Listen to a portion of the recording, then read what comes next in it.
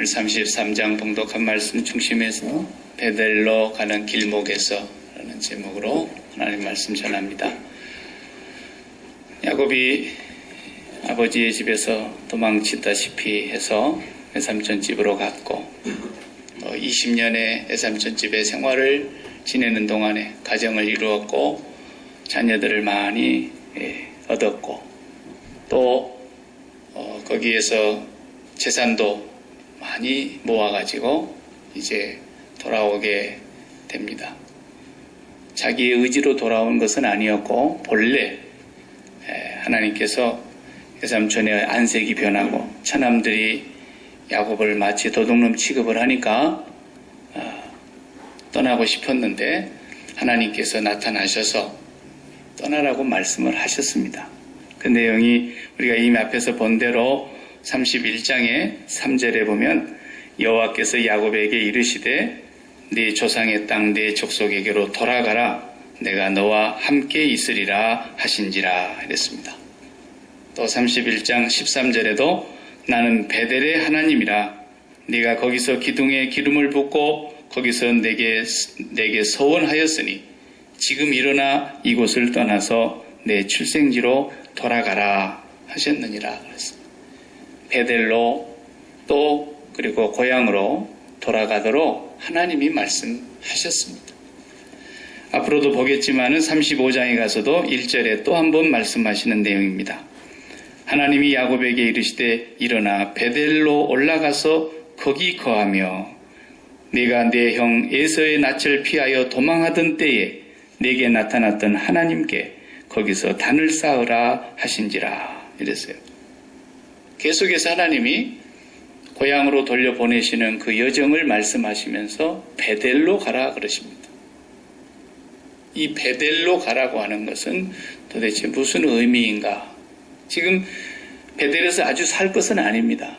그러나 하나님은 일단 베델로 돌아가게 네 형 에서의 낯을 피하여 도망하면서 손살같이 도망하던 그때에 내가 너에게 나타났던 베델로 가서 네가 거기서 이 돌로 세운 기둥이 아버지의 집이 될 것이라고 서원했던 그곳으로 가라고 하는 것이죠. 근데 야곱이 사람이 화장실 갈 때하고 올 때하고 마음이 다르더라고. 마음이 바뀌었어요. 이제는 20년 동안 채증처럼 자기 마음속에 씻을 수 없었고 늘 생각났던 에서의 얼굴, 형님의 얼굴도 이제는 정말 하나님의 얼굴같이 변했고 마음이 편안해졌어요. 걸릴 것이 하나 없어졌어요. 안정됐어요. 생각이 바뀐 거예요. 그리고 장소를 세겜으로 정하는 겁니다. 세겜으로 올라가서 거기서 집을 장막을 치고 거기서 짐승 우립관을 짓고 거기서 수년을 머물러 있었어요. 그래서 야곱이 베델로 올라가는 그 길목에서 중간에 딴 생각이 들었던 거예요. 형님이 가자는데도 안 따라가고 그러더니만 엄청난 어려움과 험악한 사건들을 만나게 됩니다. 그래서 다시 베델로 올라가는 과정을 우리가 보게 될 것입니다. 오늘 본문은 형님과 상봉하는 장면에서부터 나오는데 우리가 앞부분 상봉 장면은 읽지 못했습니다. 상봉 장면이 눈물겹습니다.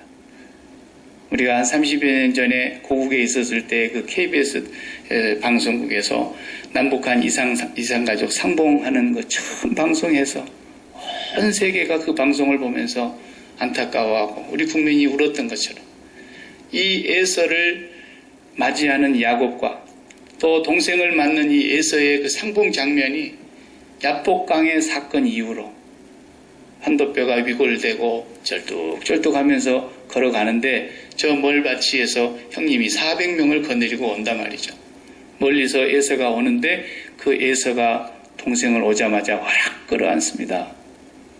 그리고 목을 어긋 맡기고 끌어안고 볼에 입을 맞추고 막 울었어요. 상상이 안 되는 장면으로 이게 바뀐 거예요. 죽이려고 사실 온 거예요. 안 죽이려고 왔으면 뭐 400명까지 몰고 올 게 뭐 있겠어요. 한 10명 그냥 같이 가자. 내 동생 만나러 가는데 참 20년 만에 내 동생 만나러 가니까 같이 가자 그러고 와야 되는데 분노가 났고 20년 동안 칼을 갈고 준비했던 그 마음이 오늘 이제 보복하려고 오는 건데 말이죠. 천사와 같이 얼굴이 변하고 야곱이 하는 말이 그랬죠. 제가 오늘날 형님의 얼굴을 배우니 하나님의 얼굴을 배운 것 같사옵니다. 이랬단 말이에요. 얼마나 그 장면이 감명 깊고 눈물겨운지 몰라요. 네. 그런데 저 먼 발치에서 이렇게 형님이 오는 걸 보고 벌써 야곱은 어떻게 한다 그랬어요? 7번 절을 했다 그랬는데요. 한 번 일어나서 땅에다가 코를 박고 절을 하고 경배하는 수준이에요. 거의. 그리고 몇 발자국 또 쩔뚝 가다가 다시 또 고개를 땅에 박고 또 절을 하고 그렇게 해서 7번을 했다 그랬어요. 그것만 한 게 아니에요. 형님의 마음을 바꿔보려고 그 다음에 또 예물을 준비했어요. 자기가 지금까지 정말 외삼촌 집에서 가진 수모를 다 당하고 눈치를 봐가면서 모았던 그 재산들 중에서 일부를 뚝 떼가지고 그리고 형님이 저기서부터 오는데 자기의 가족들, 그 식솔들까지 줄을 세웠는데요. 맨 앞에 종들 그리고 그 몸종에서 난 자식들 그리고 자기 부인에게서 난 자식들 그리고 자기가 제일 사랑했던 라헬이라고 하는 여인은 그 아들 요셉과 함께 맨 뒤에다가 놓고 그리고 자기가 맨 앞에 서서 형님을 맞이한단 말이죠.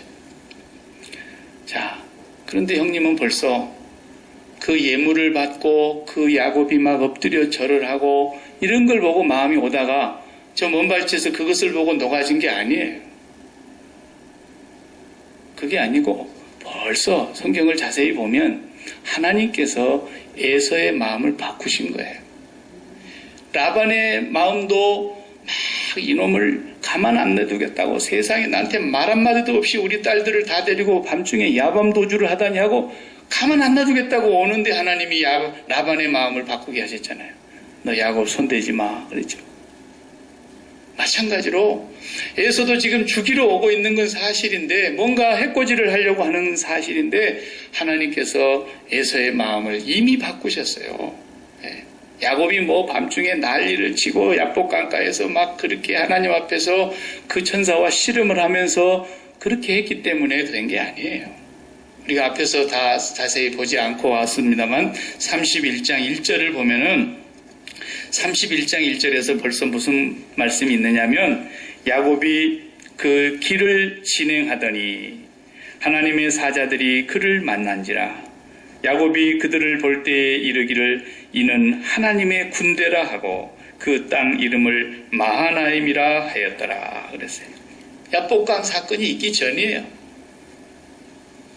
천사와 만나서 씨름하는 그날 밤의 사건이 있기도 전에 벌써 이미 하나님의 군대가 야곱이 돌아가고 있는 그 여정에 앞서서 길을 개척하고 있는 거예요. 야곱이 가는 길을 뒤에서 쫓아오는 라반도 마음을 바꾸시고 앞에서 다가오고 있는 에서의 마음도 하나님이 막으시는 거예요. 홍해바다를 건너던 이스라엘을 뒤에서 쫓아오던 애굽의 군대를 불기둥이 막고 앞에서 가로놓여 있는 홍해바다를 가르고 하나님이 다 준비하신 거예요.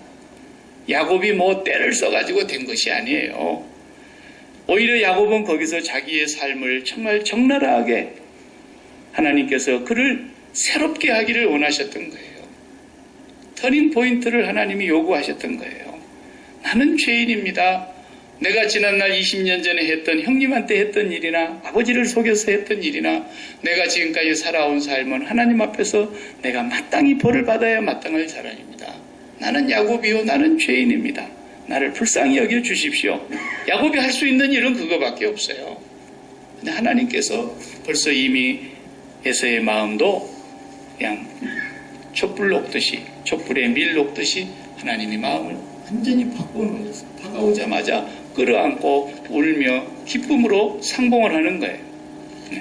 이 장면이 오늘 우리가 읽지 아니하는 앞부분인데 하나님께서는 이미 야곱이 자기의 집을 도망치듯이 빠져나올 때에 베델에서 약속을 하셨거든요. 나는 너를 떠나지 않을 거다. 네가 이 땅으로 돌아오기까지 내가 너와 함께 있을 거다. 너에게 허락한 걸 다 이루기까지는 내가 너를 떠나지 않는다. 그 약속을 지키고 있는 거예요, 하나님께서. 오늘 우리 성도들의 삶을 하나님이 그렇게 약속하시는 줄로 저도 분명히 믿습니다. 우리가 잘나서 그런 게 아니에요. 우리가 이쁜 짓을 해서 하나님이 그런 게 아니에요. 우리가 너무너무 부족해요. 너무 어리석고 무지하고 어리석은 양과 같이 제 갈 길로만 가는 양처럼 그렇게 우리가 사는데 목자가 있어서 우리가 오늘까지 길을 잃어버리지 않은 거예요. 하나님이 그렇게 준비하신 것입니다. 그래서 오늘 이제 형님과 회복하고 장면이 싹 바뀝니다. 야곱의 기질을 우리가 한번 보게 되는데요. 이 33장의 이 후반부의 말씀을 성경이 괜히 기록한 건 아니에요. 성경은 하나도 헛된 말씀이 없고 기록한 사람이 다 뜻이 있어서 기록을 한 것이에요. 성령의 감동을 통해서 우리에게 주는 메시지가 있습니다. 야곱의 기질을 보면요.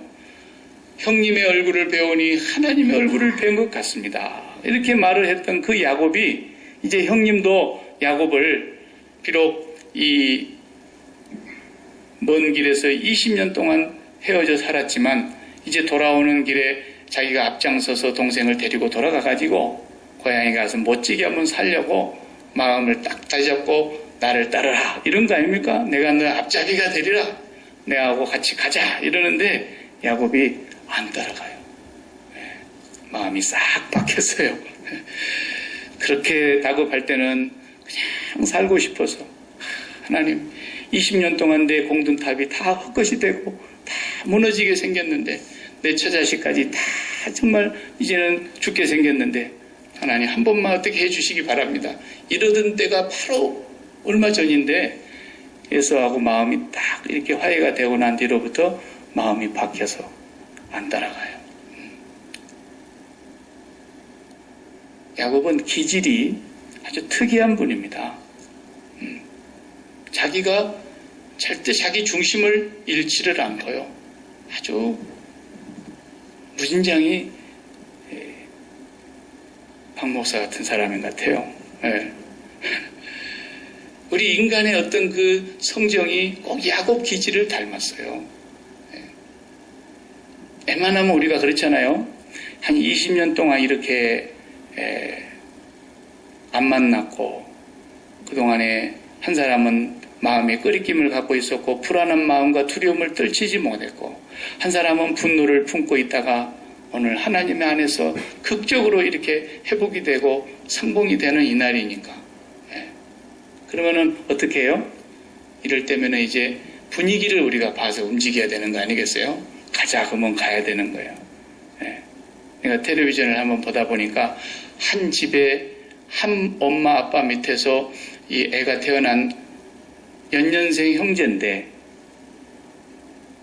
3년 가까이 말 한마디를 안 하고 3년 동안 같이 밥상에서 밥을 먹은 적이 없고 한 번도 얼굴을 부딪히지 않았다는 거예요.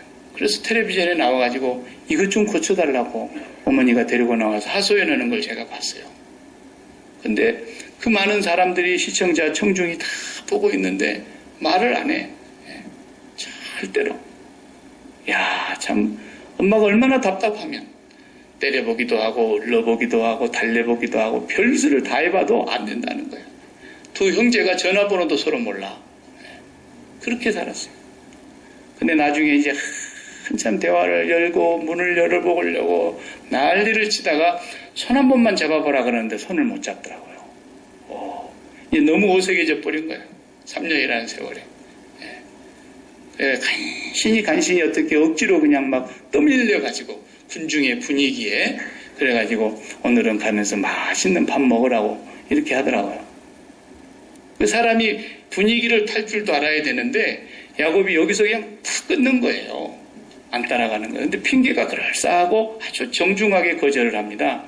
이렇게 제가 가고 싶지만 가게 되면은 아이들이 아직 어리고 우리 짐승들을 그냥 형님 가는 그런 페이스로 막 우리를 끌고 가면 우리 짐승들도 다 어려움을 당하고 애들도 지쳐갖고 안 됩니다.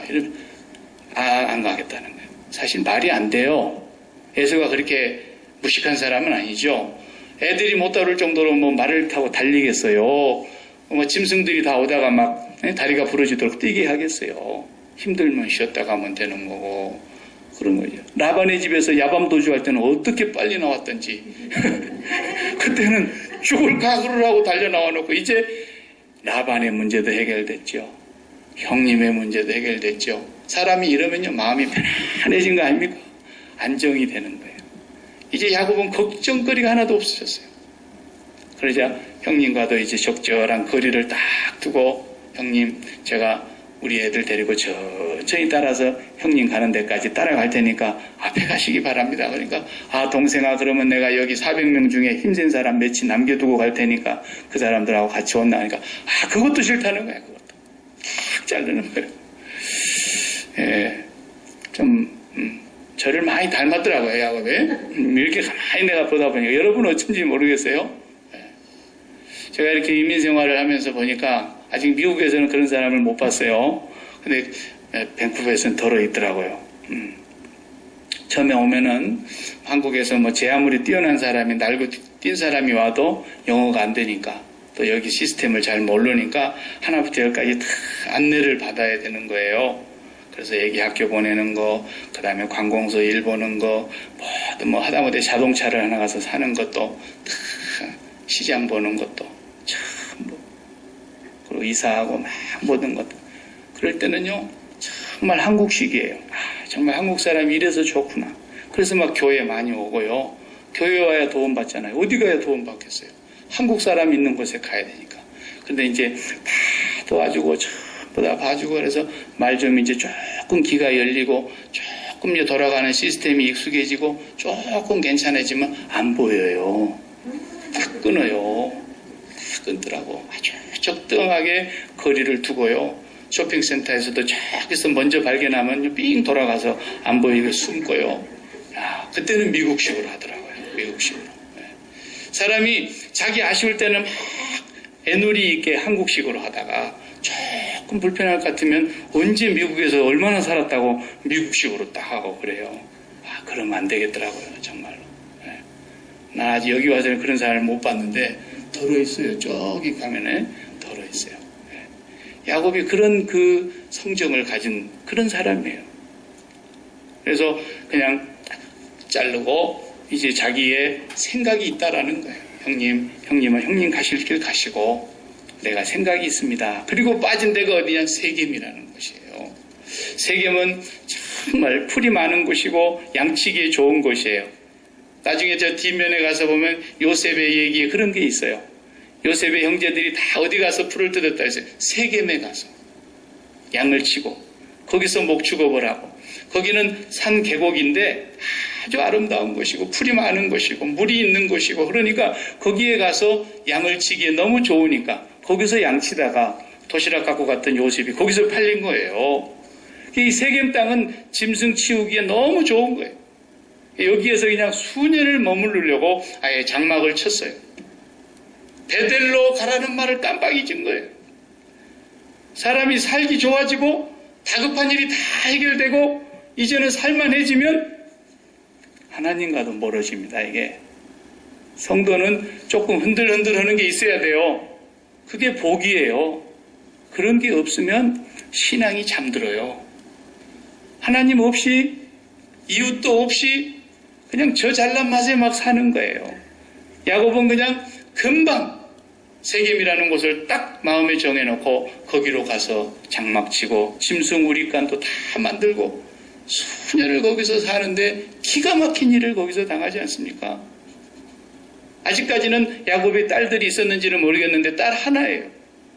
디나라는 사람의 이 딸 이름 하나만 나오는데 이 딸이 세겜에서 마실 나갔다가 하도 아름다운 동네에 산책을 나갔다가 그 동네의 추장의 이름이 동네 이름과 똑같아. 세겜이야. 그 추장 하물이라는 추장이 있는데 그 추장의 아들이 세겜이야. 그 추장의 아들에게 붙들려가지고 강간을 당했어요. 그래가지고 기가 막힌 일을 당하고 그것 때문에 이 디나가 와서 이제 울고불고 난리가 났는데 집안이 팔칵 뒤집혔어요. 그래서 그냥 배다른 형제고 뭐고 그냥 오라버니들이 다 달라들어가지고 오라버니들이 그 세겜성 전체를 남자들을 다 죽였어요. 얼마나 끔찍한 살인이 벌어지고요. 그 인근에서 이제 이 소식을 듣면 가만두겠습니까? 그런데 하나님께서 밤중에 너 빨리 베델로 돌아가라 하는 말씀을 듣고 부랴부랴 세겜에서 베델로 출애굽을 또 쳐야 되는 그런 일이 벌어집니다. 하나님이 세겜으로 가라고 하지 않으셨죠. 베델로 가라 그랬어요. 네. 베델은 어떤 곳입니까? 베델은 야곱이 거듭남을 경험한 장소예요. 소위 말하면 야곱은 모태신앙이라고 하는 그런 삶을 살았던 사람이죠. 태어나기도 전부터 하나님의 선택을 받은 사람이면 틀림없는데 지금까지는 아브라함의 할아버지 하나님, 이삭 아버지의 하나님을 자기가 그동안에 듣고 보고 하다가 실제로 자기의 하나님을 처음 만났던 곳이 어디냐? 자기의 거듭남을 경험했던 그 장소가 베델이에요. 그 루스 광야에 거기에 캄캄한 밤에 해가 질 때에 거기에서 그는 정말 복을 받기를 원했지만 다 잃어버린 것 같았고 지팡이 하나를 의지하고 이 나루터를 건너야 되는데 그 광야 한복판에서 그는 정말 캄캄한 인생길을 봐야 됐던 거예요.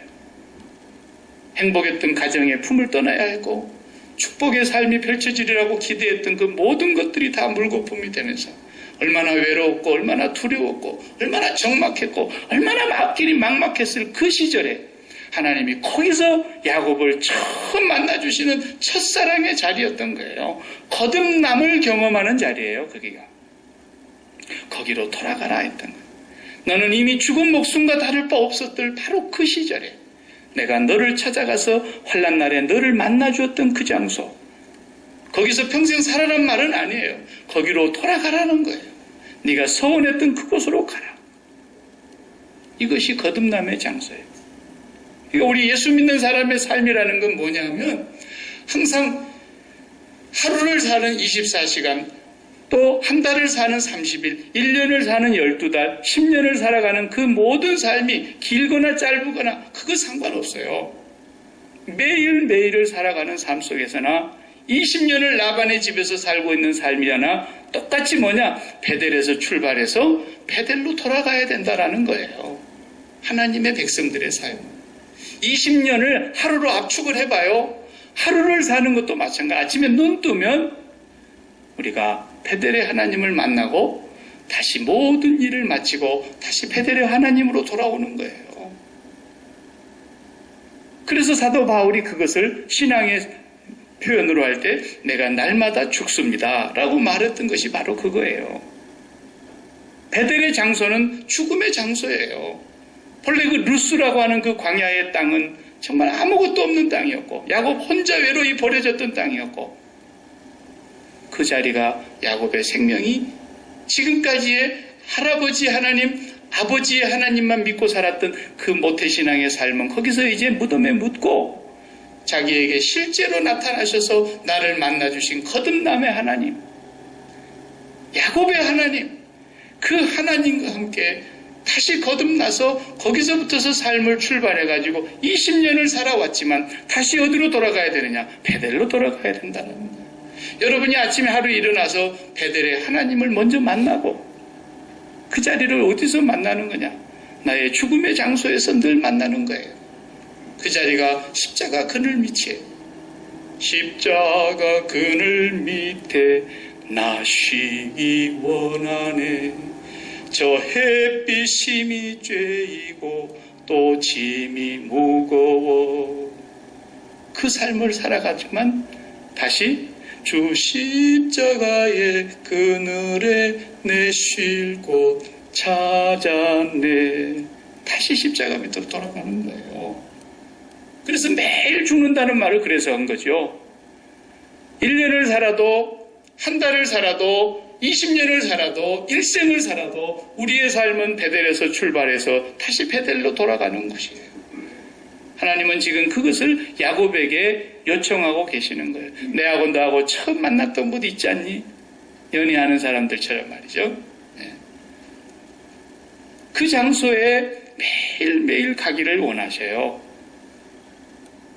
오늘도 우리가 하루의 삶에 그 장소가 있기 때문에 하나님과 데이트를 하는 그 장소, 하나님과 만나는 그 시간, 거기에서 하나님과 함께하는 가운데서 약속을 붙잡고 그리고 일터로 가는 것이고 사람을 만나는 것이고 그리고 하루를 살고 한 달을 살고 1년을 살고 10년을 살고 그리고 또다시 하나님께서 나하고 늘 처음 만났던 그곳으로 매일 돌아가는 네 처음 사랑을 잃어버렸구나.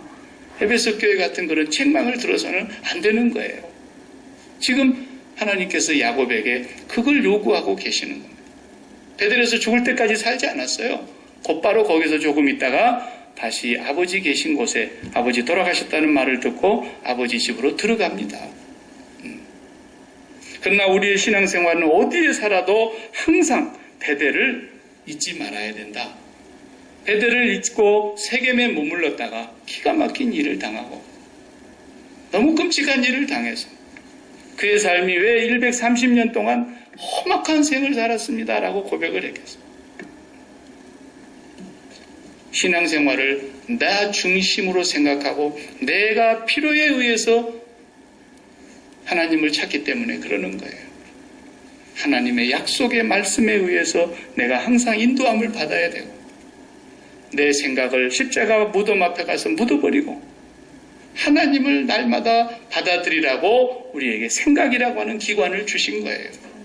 네 생각이 똑똑하고 네 생각의 지혜와 경험이 캐리어가 많으니까 그것을 믿고 살아라는 얘기가 아니라 네가 어제까지 성공했을지라도 또 어제까지 하루의 삶은 다시 십자가에 묻고 오늘 또 베델의 하나님을 다시 만나서 너를 향하여 준비하신 하나님의 그 길을 매일매일 가라는 거예요. 이게 예수 믿는 사람이에요. 우리는 왕년에 신앙생활 잘했다는 그래서 아무 소용이 없는 거예요. 왕년에 한가락 안 해본 사람 누가 있겠어요? 다 있어요. 왕년의 신앙은 없는 거예요. 오늘 지금 네가 십자가 앞에서 네 거듭나게 하신 너의 하나님을 나의 하나님을 만나고 사느냐라는 거예요. 그것이 기독교인 거예요. 왕년의 신앙은 없어요. 왕년의 신앙. 하나님께서는 매일매일 베델에서 저와 여러분을 만나기를 원하시는 것입니다. 가장 가까운 사람을 만나고 늘 만나는 사람을 만날 때 제일 조심해야 됩니다. 그때 죄를 제일 많이 짓거든요. 우리 교회 세교인이 한 사람 딱 들어와 봐요. 그럼 우리 모두가 다 천사로 바뀐다고. 그리고 어떻게 그렇게 젊으시냐 그러고 어떻게 이렇게 얼굴이 환하시냐 그러고 뭐 덕담만 늘어놓지요. 근데 제일 가까운 사람하고 만나봐요. 그때부터 뒷담화가 시작이 되는 거예요. 그때부터 죄 짓기 쉬운 거예요. 하나님보다도 더 가까운 이 사람이 만나지게 되면 문제가 되는 거예요. 하나님보다도 더 가까운 사건을 만나게 되면 안 되는 거예요. 절대로. 우리는 매일매일 그날의 삶을 십자가에 묻고 하나님을 가장 친밀한 첫사랑으로 만나야 되는 거예요. 그래야 우리가 잘못된 길로 가지 않을 수 있어요. 진짜 그러는 거예요. 매일매일의 삶. 그래서 부부간에 제일 가깝지 않습니까? 무촌이라 그러죠. 촌수도 없어요. 그 다음 가까운 것이 자식이고 일촌이죠. 제일 가까운 사람일수록 어떻게 해야 됩니까? 하나님을 더 깊이 만나고 만나야 돼요. 그렇지 않으면 너무 가까운 사람끼리 인간적인 생각이 하나님의 뜻보다도 더 앞서버릴 수 있다고 말이에요. 이것이 그리스도인들이 친밀해질수록 실수하기 쉬운 거예요. 이걸 조심해야 됩니다. 그래서 언젠가도 말했지만 내비게이션의 원리를 잊지 말아야 돼요. 내비게이션의 원리. 자, 수만 킬로 위에 있는 그 인공위성에서 나에게 정확하게 좌표를 맞춰서 내비게이션과 함께 GPS가 길을 안내하는데 아무리 가까운 길을 가도 거기가 연결이 돼야지 길이 안내가 되는 거죠. 우리는 어제까지 살아온 삶은 이미 지나온 거예요. 오늘 똑같은 일과 똑같은 직업 선상에서 내가 일을 하는 것 같지만 어제의 오늘이야 똑같은 게 아니에요. 오늘 하나님이 또 인도에 가시는 새로운 GPS의 길이 있다라는 거예요. 그래서 우리는 내 경험과 내 캐리어를 가지고 가는 것이 아니라 오늘 또 하나님 나는 죽고 주님 안에서 하나님과 함께 가기를 원합니다. 그리고 또 오늘 하루를 가까이 가는 거예요. 그래서 옆에 바로 가까이 있는 사람에게 가는 것도 그렇게 가야 되는 거예요.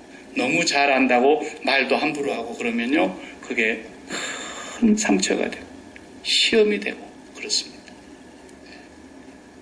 가장 친밀한 것일수록, 가장 잘 아는 것일수록 하나님이 더 나하고 가까워져야 되지, 내가 이미 다 알고 있는데 뭐, 작년에 해봤는데 뭐, 이러면 실수하게 되어 있어요. 교회는 작년에 했기 때문에 올해 반드시 해야 되는 것도 아니고요. 우리가 한 번도 안 해본 일을 어떻게 그런 일을 해야 되느냐고, 그런 것도 아니에요.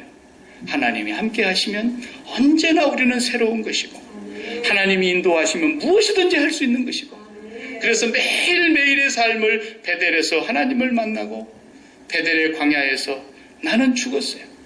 아버지 집에서 행복하게 살았던 야곱은 죽은 거예요. 이제는 새로운 실제 거듭남의 삶으로 하나님을 만나서 출발하는 야곱의 삶이 이제 시작이 되는 거예요. 20년을 돌아왔든 30년을 돌아왔든 하루를 살든 언제나 베델에서 출발해서 베델에서 만나자라는 거예요. 십자가에서 출발하고 십자가에서 다시 만나는 거예요. 그러면 우리는 절대로 길 잃어버리지 않아요. 절대로 낙심하지 않아요. 절대로 우리가 이 세상을 방황할 일이 없어요. 그래서 하나님은 베델로 가라, 베델로 가라 라는 그 말씀하셨는데, 그 길목에서 세겜이 눈에 쏙 들어오는 바람에 하나님과 멀어지면서 엄청난 풍파를 겪지 않아도 될 이 환난을 겪어야 했던 것이죠. 야곱의 삶 가운데 이 디나가 강간을 당하고 그 형제들이 가가지고 다 복수하고 피 흘리는 이런 일들이 없었어야 했던 거예요. 어디로 갔으면? 곧장 베델로 올라갔으면. 우리 인생의 삶을 우리가 점검을 해봐야 됩니다. 매일매일 하나님 앞에서 매일 죽고 다시 그리스도로 사는 삶, 이것이 하나님께서 요청하시는 삶인 것입니다. 기도하십시다.